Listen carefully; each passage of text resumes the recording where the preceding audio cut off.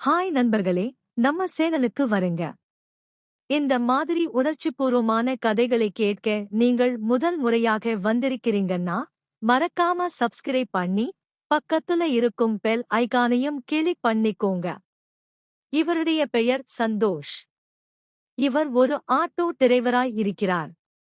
சொந்தமா ஒரு ஆட்டோ வாங்கி, அதிலிருந்து வரும் வருமானத்தால் தன்னுடைய வீட்டை பல வருடங்களாக நடத்திக் கொண்டிருக்கிறார். இவருடைய அம்மா 4 வருடத்துக்கு முன்னாடி மறைந்துட்டாங்க. ஒரே ஒரு சிறிய அண்ணன் மகள்தான் இவருக்கு பாசத்தோடு சேர்ந்திருக்கிறாங்க. அப்பா சந்தோஷ் சிறுவயதிலேயே இல்லாம போனார். அந்த நாள் முதல் சந்தோஷ் தன்னால முடிந்தவரை தன்னையும் அண்ணன் மகளையும் பார்த்துக்கிட்டே வந்தார். சந்தோஷ் அண்ணன் மகளுக்கு சமீபத்தில்தான் திருமணம் செய்து வைத்தார். பெரிய செலவு இல்லாமல் இருந்தாலும் பாசத்தாலே கல்யாணத்தை அழகா முடிச்சிட்டார். அவர் மனசுல, நான் பெரிய பணக்காரன் இல்லை. ஆனா பாசத்தில நான் எப்பவுமே பிரம்மாண்டம். இன்னும் ஒரு நம்பிக்கை இருந்தது. இவருக்கு அந்த ஆட்டோதான் கடவுள் மாதிரி. காலையிலே எழுந்ததும் சாமியையும் பார்க்கலைனாலும் ஆட்டோவுக்கு பூஜை பண்ணித்தான் நாள் ஆரம்பிப்பார். என் வாழ்க்கையையே நடத்தி வைக்கும் என் ஆட்டோவுக்கே என் உயிர் இன்னும் சொல்லுவார். எப்போதுமே சுத்தமா ஆட்டோவை கவனிப்பார். பொதுவா ஒரு நாளைக்கு 20க்கும் மேலான சவாரி கிடைக்கும். அப்படி நல்ல வேலை நடந்தா சந்தோஷ் ரொம்ப மகிழ்ச்சி அடைவார். ஆனா அந்த நாள் மட்டும் சற்று வித்தியாசமாய் இருந்தது. ஒரு சவாரியும் கிடைக்கல. இருக்கிற இடத்திலேயே அரை மணி நேரம் காத்திருந்தார். சவாரி வராததால் சற்று மனசு குழம்பி விட்டது. ஏதோ இன்றைய நடிஷ்டம் சரியா இல்லை போல. கடவுளே, உன்னை எப்பவும் நன்றி சொல்லிக்கிட்டேதான் இருப்பேன். ஆனா இப்ப கொஞ்சம் உதவி பண்ணு. ஒரு சவாரி கொடுத்து என்னால போக உதவி பண்ணு. இன்னும் பிரார்த்தனை செய்தார். அதுக்கப்புறம் சாமியை கும்பிட்டு தன் மொபைலில் பக்தி பாடல்கள் ஒலிக்க விட்டார். அந்த இசையோட நிம்மதியா ஆட்டோவுக்குள் உட்கார்ந்து அந்த நாளின் துவக்கத்துக்காக காத்திருந்தார். அப்போ திடீர்னு ஒரு அம்மா வந்து, மகனே, இந்த முகத்துல இருக்கிற அரசு மருத்துவமனைக்கு என்னை விட்டுடலாமா? ன்னு கேட்டாங்க. உடனே சந்தோஷ் மனசுக்குள், பரவாயில்லை, கடவுளே, நீயே எனக்கு ஒரு சவாரி அனுப்பிட்டே. அதுக்கப்புறம் அவர் அனிதாவை கூட்டிக்கிட்டு தன்னோட வீட்டுக்கு போனார். அந்த வீடு ஒரு சின்ன சைஸ் 2 ரூம் வீடு.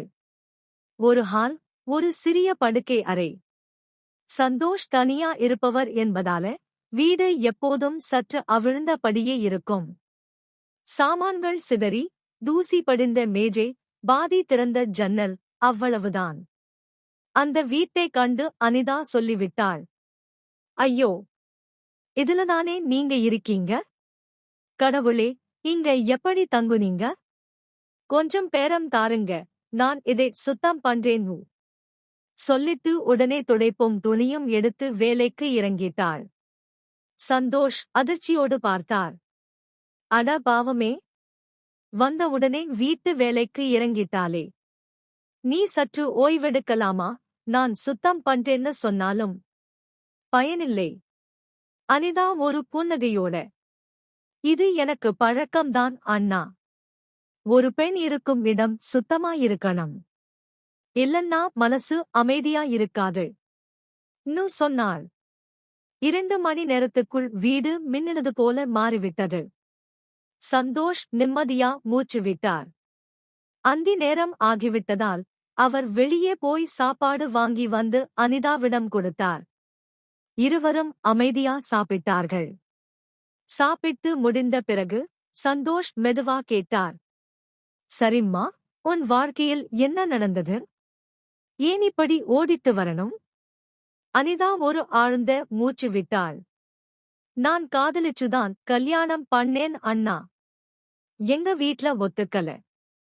அதனால அவனை நம்பி ஓடிச்சு கல்யாணம் பண்ணிட்டேன். ஆரம்பத்துல அவன் நல்லாதான் இருந்தான்.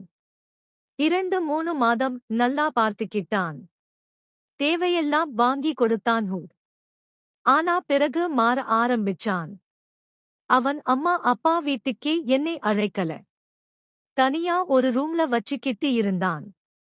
அங்கதான் என் வாழ்க்கை மெதுவா நரகமா மாறுச்சு. இன்னும் குரல் நடுங்கியபடி சொன்னாள். இவ்வாறு முழு கதை சரியான நிறுத்தக்குறிகளுடன் தொடர்கிறது.